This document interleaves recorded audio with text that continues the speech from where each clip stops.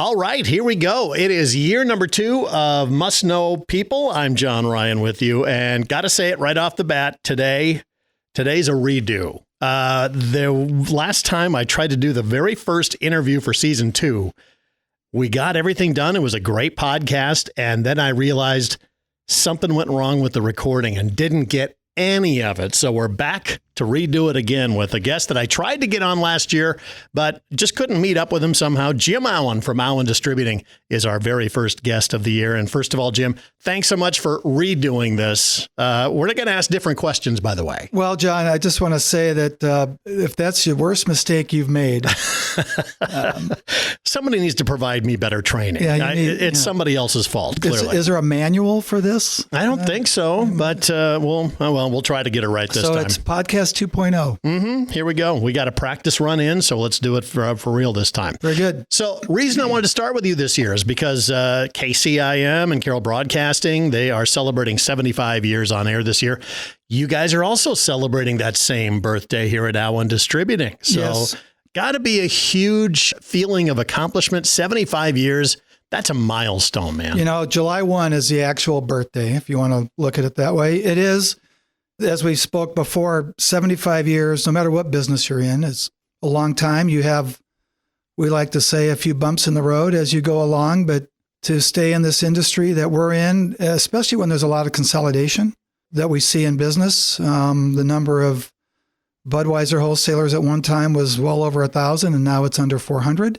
But to be a family-owned one, too, all that time, that's incredible. That's got to be a rarity in the distributor world. Well, you have a lot of families. It's the ability to have succession within the family. You know, that you have people coming up, right? And we have that with Ben. So the other part of it in the beer world is we have a really good supplier. We have Anheuser-Busch, we have Constellation, we've got good brands.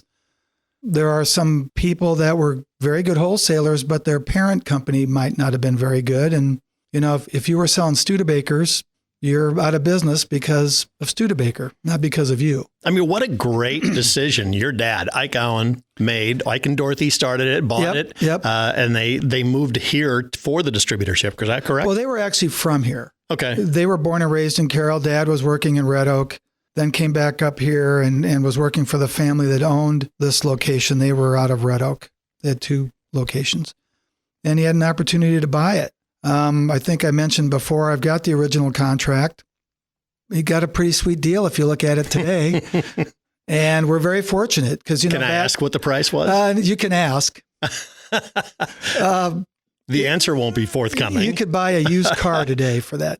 So, but you have to think, you know, 1950, Hams, Pabst, Schmidt, Grain Belt, Stores. You had a lot of brands. This was a regional industry. You didn't have multi-brands in a warehouse. Typically, we were doing Bud and Michelob. Somebody else might have had Schlitz and Old Milwaukee and Falstaff. So you didn't have hundreds of SKUs, for example, or packages.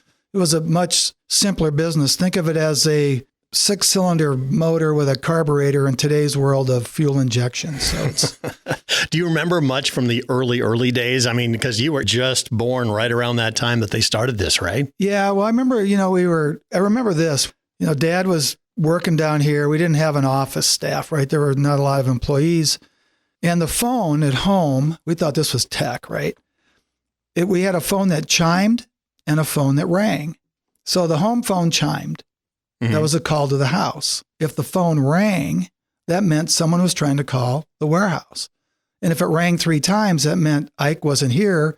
So Dorothy would answer the phone, Auen Distributing, or I did once in a while. So, you know, here we are in the 50s and 60s. As a young child answering for a beer distributorship. Hey, I took an order.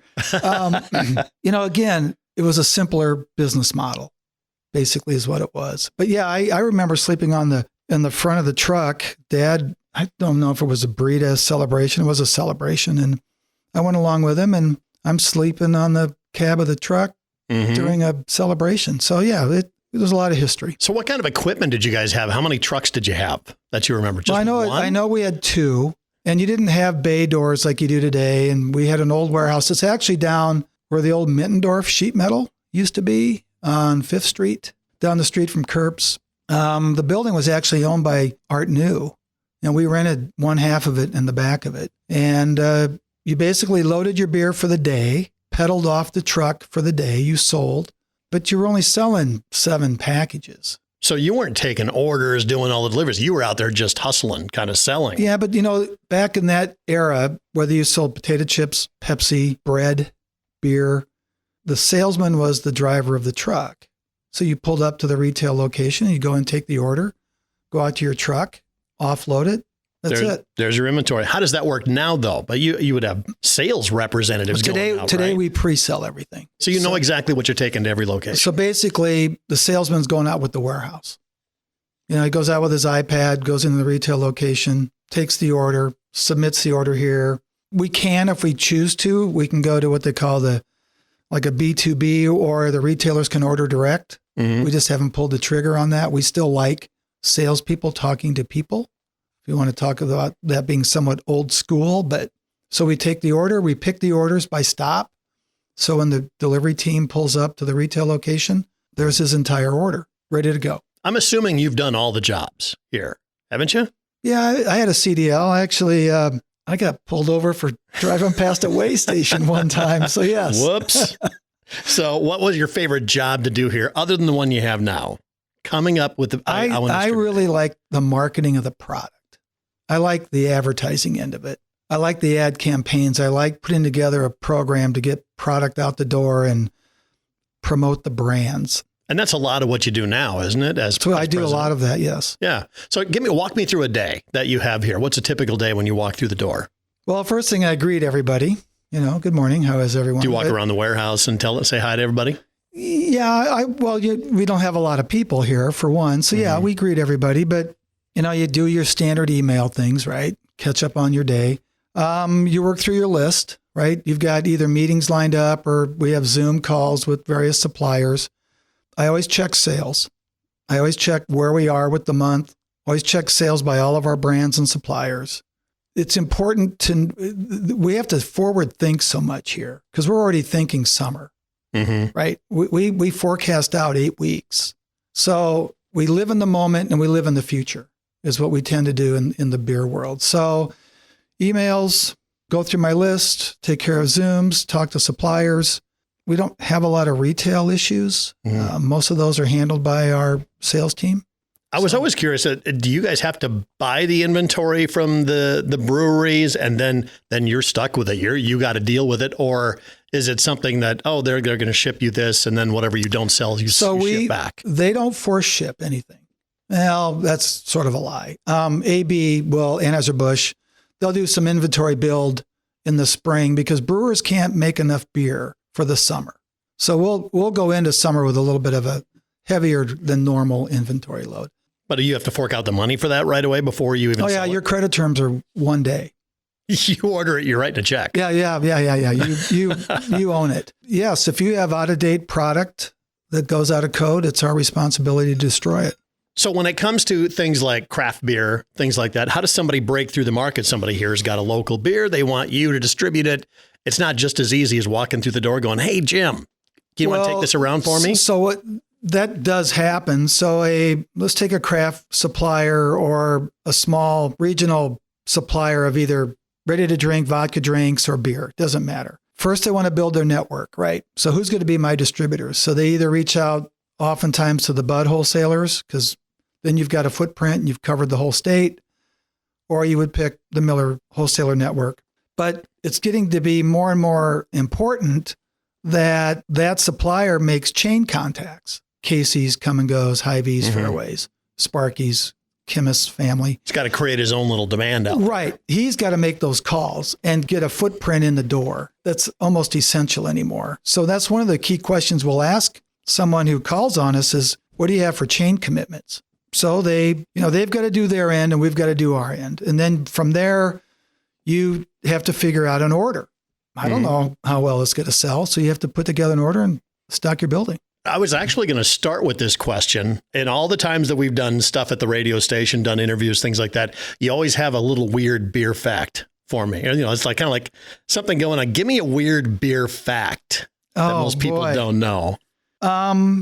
Well, we talked about it a little bit earlier. Here's the 14th Amendment, when Prohibition went away, allowed every state to do their own laws. And that's why when you travel, you go to Nebraska and you see outside signage in front of a liquor store, but you don't see it here. Or you go in one state and you see beer glasses with a brand on it, but you don't see it here. Every state governs their own alcohol laws, taxation, age, hours. Minnesota, they have municipalities own some of the stores where you can't buy on Sunday. That is why every state is in charge of their own alcohol regulation.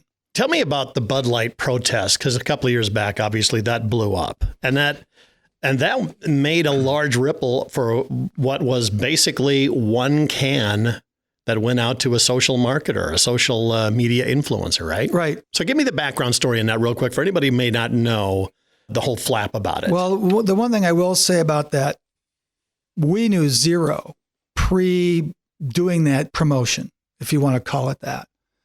When we have big programs like with Harley Davidson and Budweiser or Busch Light and John Deere, we're up on those early on because we have POS signage to order and beer to order and any type of marketing that goes with it. This was a low key, off to an influencer, one can. The idea behind it was Anheuser-Busch wanted to be a company that reached out to all types of people. You need customers. Right. And that went south. And all of a sudden, it became a hot point politically. We had zero to do with it, but we had to be the ones to deal with it in the trade. We had some of our people were called names. People boycotted the product. We didn't have any violence. Thank you. We didn't have any threats to us or any damage to anything. But I didn't really appreciate some of the verbal comments that our people took because it wasn't their fight. Yes, we represent that brand, but we were the byproduct of a decision that wasn't very good. Do you guys still hear about it to this day? No. How long did it take for that to die down? Well, probably 6 to 8 months. So it lasted a while for you guys. But what we did internally was we met with the team. I shared with them how much money we invest in the marketplace. Billboards, radio, signage, sponsorships, teams, events, all the different things we do. So I wanted our group to know we spend a lot of money in the marketplace promoting brands. We're chamber members in multiple communities around us. They knew that. I even told them where we send our donation money. Who do we donate to? What do we do? Both personally and business. So I wanted them to have a story, if they needed it, to tell a consumer or a retailer, hey, we're a good neighbor. We're involved. We want to promote our brands. I think that helped. And then you know what else we did? We bought a lot of beer. We went and got every rep money cards and told them, go buy beer. You see a guy in the store with a suitcase of Bud Light, pay for it. See a guy with a 16-ounce can, pay for it. That brings up another topic that you guys must get hit up on an hourly basis. Hey, can you guys sponsor this? Or can we have this for our giveaway? I mean, you guys are probably one of the first on the list that people check with, I assume. We do get a lot of that. In fact, I was just having That is an understatement. I know that. I was just having a conversation with a gentleman in the office before you arrived about that. I'm okay with that. We try to participate in a lot of things. You've been on the other end of asking, right? Oh, yeah. I have. Yep. Everybody's event is the most important. We can't participate in everything, and we don't participate in things that don't fit our business model. So we're in the alcohol business. So there are a few things that we get asked, that doesn't really fit what we do. We love the Pheasants Forever banquets. That's our audience. How many of those percentage-wise would you just say you have to turn down? Not many. Not many. Yeah. No. I'd say it's less than 10% maybe. Yeah. Okay. Yeah, I'm just curious about that because everybody seems to run to the beer distributorship because you guys, like I said, you sponsored so many things in the past. Your name is all over the place out there that you're the natural first call. We sponsor golf tournaments, softball teams, softball tournaments, bowling tournaments. We do a lot of things. Again, we try to hit the audience that we sell to, which is important. So yeah, I would imagine your doorbell rings at the radio station a lot too. Oh yeah. Yep. Everybody wants, free publicity and stuff. And that's kind of what we do and things. So yeah, we're definitely in the same boat about that. Do you want to switch gears and talk about, you grew up in Carroll, Salinger Drive? Is that right? Salinger. Yes. Yeah. Tell me about growing up in Carroll. What was it like for you and growing up on that block specifically? The top of 18th Street to the bottom of Salinger, there were like 60 kids, all ages, and you didn't have to go far to find something to do. You just step out the door. But that was the era when you went outside and came home for lunch and went out again, and you were safe, and there was a park in the backyard. It's a different environment in the 50s and 60s than it is today. But yeah, there was always action going on, and we were fortunate we had a park in our backyard. Do you still hang out with some of those kids today? No, we've all kind of moved on, but every once in a while you run into them, and you see them and you sit there and you reminisce about Sunday nights when you went to the neighbor's house for dinner or things you did when you were a kid. So who else was in your life growing up beside your parents? Obviously, they're always big influences, but who else was a big influence? I assume your older brother, Dave. Dave was 12 years older and he went into the Navy. We kind of joke. My brother was, maybe I can say this, a bit of a hellion when he was growing up. And the story was that Ike said, you have two choices, the Navy or Eldora. And David said, when does the bus go to San Diego? But Dave went to the Navy, and I'm proud of that Dave went. But, I was the youngest of three. So by the time I'm 8 years old, I'm like the only child. So I have the run of the house. The last one they always say is spoiled, right? Yeah, I'm the baby in my family as well. So. Okay, so I'm spoiled. All right. So who else was a big influence on you growing up, aside from your mom and dad? We had a neighbor down the street. His name was John Dries. John was, he was the father of the house, and John flew planes in World War II. You got to remember, we were kids of war veterans. My dad was a World War II veteran, John was. So we grew up hearing those stories. I always thought that John was a cool guy. And then Jack Tyne, my dad passed away when I was in high school. And I spent a lot of time, Scott, their son, and I were good friends and hung out at their house a lot. Jack was a mentor. You're a member of a family when you get the same lecture that the son gets. And I'm like, hey, I'm just a guest, right? What was your first job? Was it here at the distributorship, or did you have something outside of this? Actually, my very first job, I ran and owned the concession stand at the old gun club out past Walmart. There used to be a shooting range for a trap shoot. And that was going still not till not that long ago, right? I don't, it's been years since I've done that. So there was a concession stand there that another family had owned and ran, and I bought it from him. At what age? Well, let me think. Probably 12. Wow. And your mom and dad said, hey, go for it. Well, Dad shot and I shot. And we had a junior team that would shoot. We would reload shells and we'd go. We had a trap shooting team of young guys. So every Tuesday night, I had to buy my own supplies. I would cook burgers and hot dogs and sell candy bars and pop and coffee. And did that up until high school.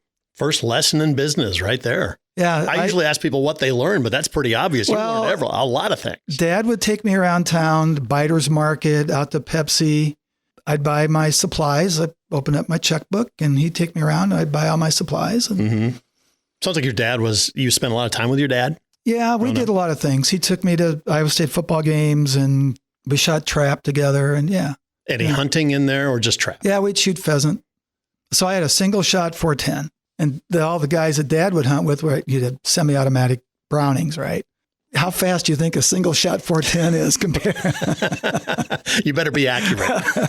Let's just say that if it was me supplying food, it wasn't going to happen because. Were you involved in sports in high school and things like that? You went to Kemper. Yes. What year did you graduate? 74. 74. I did the old track, football, basketball. I played basketball up through sophomore year. Then that's the year I was ill and it just didn't work out. So I dropped out of that, but I did football for 4 years and track for 4 years. What did that teach you growing up? I mean, it's kind of a rite of passage for a lot of kids. Obviously the old cliche teamwork, right? You got to rely on other people. Not every day is good. Always like practice. You don't quit. You don't quit at mid-season. You follow orders, rules, stand in line, do what you're supposed to do. So, yeah. Learn discipline. Yes, that one too. Yeah. What did you get involved in music? Because I know you were in a high school band, correct? No, well, yeah, not like the marching band. I was in a band. A rock band. Well, yeah, loosely put, yes. What was the name of the band? Well, we were called, our first name was Dynamo Hum. I think it was a Frank Zappa album. And then we called ourselves Telepath. I don't even know why we changed our name. I don't even know how the hell we came up with it. But freshman year, Kemper was a feeder, all these small Catholic grade schools would feed into Kemper. So they would have the Kemper freshman happening, kind of getting acquainted with everybody. So a group of us, Tony Knockel, Steve Garbier, Steve Schultz, some of the guys could play some instruments, some didn't know anything. And we found some guitars and amps and a keyboard. And we said, we need a drummer. And I said, I can find a drum set. Never picked up a stick in my life. And we played a couple songs. I'm sure we weren't very good. But after that, I just kept playing. Self-taught, ended up practicing with a band one evening. They needed a backup drummer. They needed a drummer for a practice session. They knew I played. I didn't know what they played. What'd your mom and dad think about that? Well, drums are not quiet. No, I know. That's why I'm thinking. Where did you practice at? Your garage or something? No, well, this band was actually practicing in Manning, but I had a drum set in the basement. And I played all the time. My mother was a saint. To put up with a practice drum session that probably went on for hours. The other thing about it is only you know what you're playing. I mean, there's no melody to a drum set, right? Yeah. Yeah. It just sounds like you're banging on stuff at that point. Right. So anyway, I practiced with these guys, our classmates, one evening, and they thought I was pretty good. And they said, the other drummer's out and you're in. To this day, you're still playing with some of the guys, play all right? the time. Yeah. Isn't that one of the best things you can learn growing up is learn an instrument, learn music? I wish I could play keyboard or piano, but I really believe that if you have the chance to play an instrument, I mean, I find playing drums therapeutic. I drive my wife crazy because I'm always tapping. I'm always tapping on something and keeping a beat, and it's like, knock it off. So you went to Iowa State, majored in business. Was the plan always to come back here to the distributorship? I suppose I always wanted to come back. I wanted to get into the business.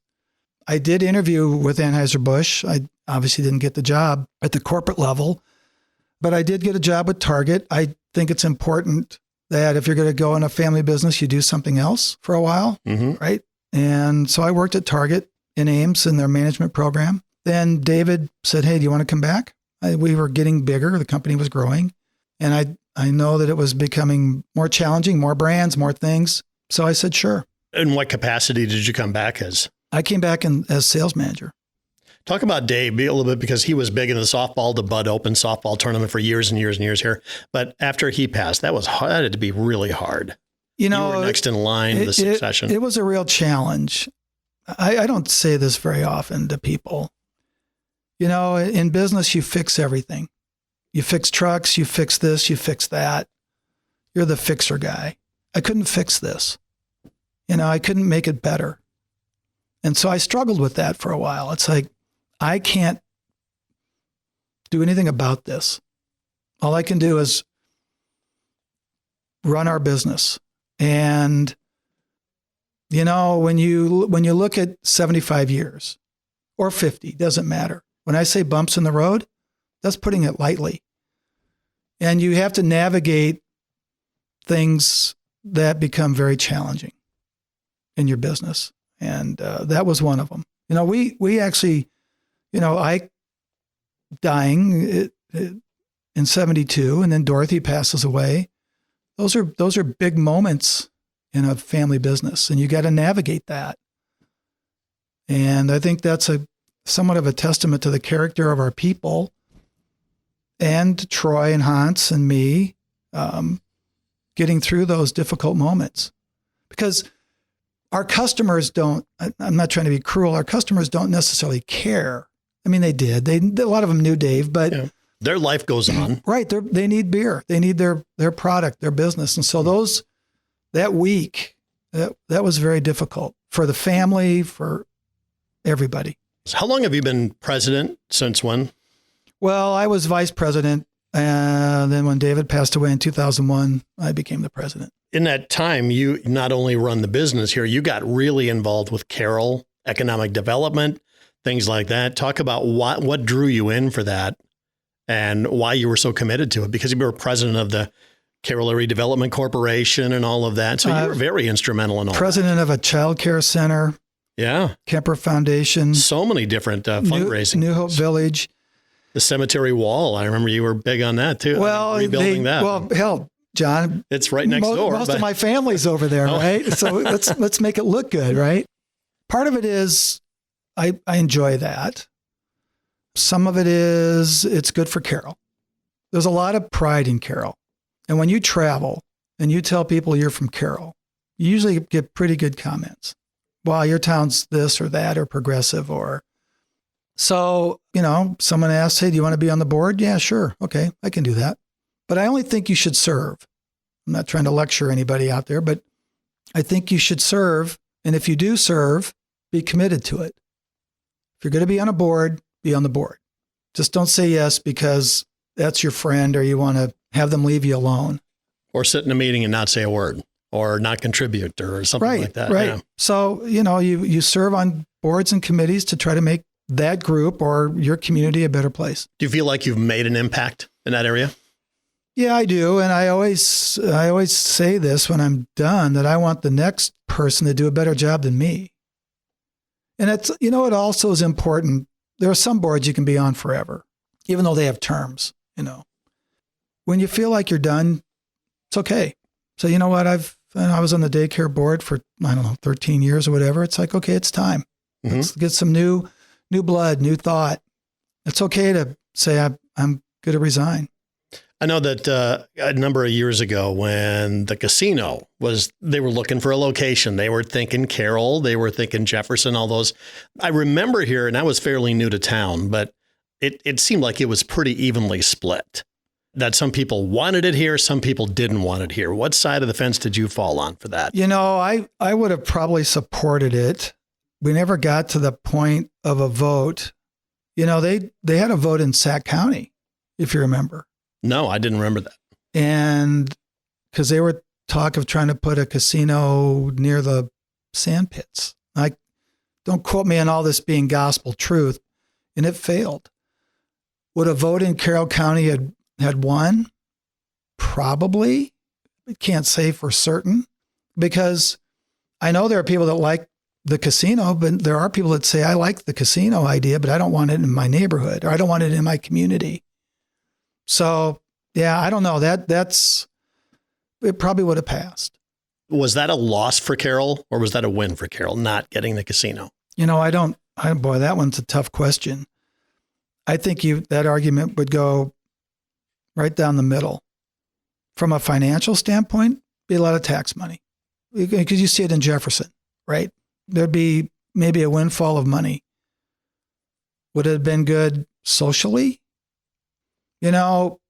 Gaming is fun, but not everybody wins. Yeah, the odds are definitely in the favor of the house. Why do you think always. Las Vegas has big, shiny hotels, right? What are some other big things that came up that you had a hand in or things just for Carroll? And sometimes, as somebody pointed out, sometimes not losing things is a win. Well, in some respects, economic development can be defensive. I hear this a lot. Why don't we get a business that brings in 100 to 150 people? Well, we're not on a 4-lane. We don't have qualified sites. Just because we have a farm field next to us doesn't mean you can develop that because someone owns it. You got to have a place for all these people to live. We don't have an abundance of homes. And our unemployment here is low, which is positive, right? That means we have a lot of people working. So attracting a business with lots of people might be challenging. We also don't we would fight like hell to try to save a business because we don't want them to leave. But your original question, some things, not everything CADC or Carroll Growth Partnership did was focused in the city of Carroll. We were instrumental in getting a gas line from Manning to the Arcadia Co-op because prior to that, there was no gas line going there. So by going to Washington, D.C., talking to certain people, we helped push that through. Economic development doesn't mean new businesses opening their doors all the time. It's creating that atmosphere or helping out your existing business. We're trying to do, they've been trying to do things to help the waste treatment plant in Carroll because of the water that they're dumping into the Middle Raccoon River has to be of a certain standard. Now, I can't speak for everything but the city, but we line up a trip to DC to get in front of the right people to tell your story. So I often say this, that economic development is a turtle crossing the road. Some people never see it. It doesn't benefit maybe everyone, and it might just get done quietly. All right, let's shift gears here a little bit. Big Iowa State fan. How many years of how frustrating has it been to be an Iowa State guy for so long? Well, that game the other night against Okie State was frustrating. Oh, man. But if you can't take the loss very well, you can't be an Iowa State fan. Mm-hmm. I mean, because you have good years and bad years. I enjoy going over to games. It's a lot of fun. Hilton Coliseum. It's a great environment to watch college basketball. And you're 60 miles away from big time, big conference basketball. If you think about some of the players that have come through and played on that court, not just Iowa State players, but Danny Manning and coaches, Bill Self, Norm Stewart, Eddie Sutton. I mean, most of the people don't remember these people, but we do. They all have arenas named after them and things like that. Yeah. Yeah. So you got to see some really, Jeff Hornacek, Fred Hoiberg. You've seen some great athletes on that court. It's a lot of fun. If you had to pick between a national championship in football or basketball for Iowa State, what's your first pick? I'd probably say basketball. Really? Yeah. I would think football, but just because there's all the years of frustration. Well, it's probably more realistic. Not to say that it's going to be tough to win national titles in football. Yeah. Unless you're Ohio State and have a checkbook that. Got to have that NIL money. Yeah, that's right. So in a sport growing up, what was your favorite sport growing up? Wasn't track. I'm assuming you were into distance races. No. Everybody hated those. I ran the hurdles and did some high jump. God, no. Why would I want to run around the track 10 times? Yeah, when I was in high school, track was the punishment. That you got. You're going out for track. If you don't do that, you're not going to play. I like basketball, but I preferred football over track. How about watching? A huge Cardinals fan. I know that. Mm-hmm. Well, football games and Ames, there's a lot of activity prior to the game, right? Yeah, that socialization going on. Yeah, we'll just leave it at that, right? And you're the guy that everybody wants at their party, right? It's funny. I'll probably get inundated with a lot of people here. I fly a Budweiser flag at the tailgates, only because everybody flies Iowa State flags. But this Budweiser flag that I have put up, but everybody can find it. Yep. So you just tell people we're in section whatever and look for the Bud flag. So the merchants, you got involved with that in what year? I mean, because you're one of the what, 2 or 3 owners? How many owners are there? Was that 16? I remember the first year, but I don't remember what year it was. It seems like a lifetime. It does. Because you're talking almost 10 years ago. I mean, and then we shut down for 2. But we didn't start 100 miles an hour. We had a few games. I was on the Doubting Thomas group saying, man, I don't know if this is going to work. But you talk about perseverance. You get the right people. You build a business model. You have a great stadium. I mean, that's the whole thing. If it wasn't a city stadium, we wouldn't be doing this. I'm assuming that's why a lot of the other clubs didn't have success. They didn't have that facility that people turned out at, like Merchants Park. Well, Spencer had a baseball team in the 50s, but they don't have a stadium today. And I understand the field in Storm Lake's not that great. Probably the biggest asset, well, the 2 assets we have is we have 3. We got Scott Parcher. We got a baseball stadium. That's beautiful. And we have a group of people that want Merchants to succeed. You put that together, and I think we have a pretty good track record. So if you weren't all in favor of it at the beginning, how long did it take you to convince you otherwise? Or are you still trying to convince yourself? What the heck am I doing?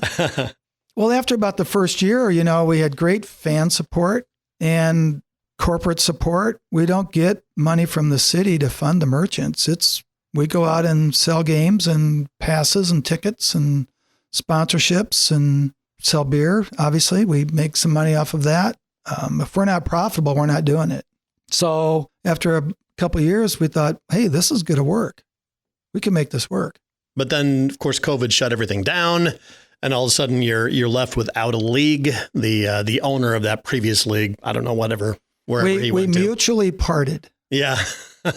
I'd heard some very colorful stories about that. How about the saying? That's politically correct. We decided not to participate with each other there. The state of the merchants right now, everything going well for the upcoming really season? Good. We have a full roster. We had a little meeting last night. A lot of kids are already placed in homes. We're short approximately 6 homes. We have coaches. Most of the games have been sold. Sponsorships have been done. And now we're in the mode of selling passes and getting ready for the season. So we're in a pretty good spot. I was going to say, you guys got a great organizational group that puts all this together, and everybody takes their responsibility and goes out and works it hard. Well, G-Man he reins everybody in. We'd like to talk that we're a democracy, but we're really not. We sometimes make our own decisions and just say, okay, I decided this. But, G-Man, say he drives the bus. We got to have someone like that, and he does a great job. Yeah, I can't wait for the Some Merchants this summertime. It's going to be a great time. We're going to wrap up here with some quick answer questions here. What's the best compliment you've ever got? I've had someone say I'm a pretty good drummer. What food won't you eat? God, that's tuna casserole. What's one habit you wish you could break? Getting up every day at 4:00. By choice or because the alarm goes off? I just don't sleep. Oh, wow. What's the most famous person you have in your contacts in your phone? Oh, boy. It's probably you. Far from that. You know what? Jamie Pollard is probably the most famous person I have in my phone. That's pretty good. Yeah. That's pretty darn good. What's a weird fact that you just recently learned? Wow, you're asking a lot of... this is just way out of left field questions. This is a newspaper one. I read what the Sunday circulation of the Des Moines Register was, and I was stunned at how low it was. Do you remember the number? 50,000. 50,000. Might have been 30 Sunday.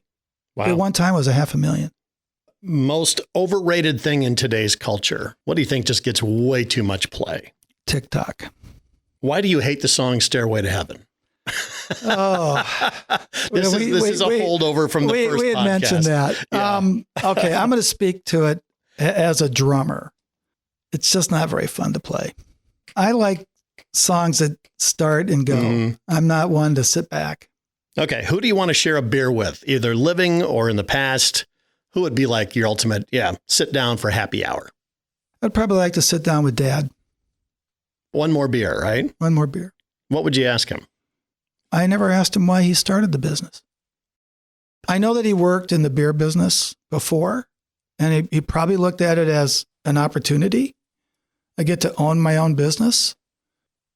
But, when you grow up and you're a teenager, you're not hanging with your parents a lot, right? You're doing your own thing. But, I've never thought of that question like that, but I would probably sit down and have one more beer. Just to have an appreciation for him, I guess. Yeah. So how many Budweiser shirts do you own that are in your house right now? I probably have a dozen. That's it? That's it. Wow. What do you get rid of the old ones? I get rid of, because your wife was also a manager of a beer distributorship before you guys got married, right? Yes. And what's funny? I don't have a lot of paraphernalia for Bud. I have a couple signs. I don't collect that at all. I just imagine you open up your closet, and which Budweiser shirt am I going to wear today? Well, in the world of beer, your colors are blue, black, and red with a little bit of khaki, actually. But I probably only have a dozen. One more question for you. What's the future hold for you? 75 years. This is a huge milestone. Do you still want to accomplish things here? What are you still working for? Well, I want to, I'd like to keep the business going. I'd like to set it up for future success. And you have to exit. This is my theory. This is my thinking. You need to exit correctly. I just can't walk in someday and go, oh, by the way, I'm done Monday. You have institutional knowledge. You need to use it, share it. I'm trying to do that. You want to set your company up structurally, and you need to have your company financially strong. So could sort of say I'm working my way out of a job. I think we all are. We are, but I think you need to do it. Granted, if you worked for the state or whatever, and you said, I'm going to retire in 2 months, okay. But this business is a little bit different than that. It's a family business, and you got to keep your supplier happy too. I just can't walk up to Anheuser-Busch and say, oh, by the way, I'm done. There's some things we have to do with our equity agreement with them that are proper also. So, well, you're done. I appreciate the time again. Perfect. Thank you. Second time. And I promise it got recorded that time. Good. So Jim, thank you so much. I appreciate it. Hey, thank you, John.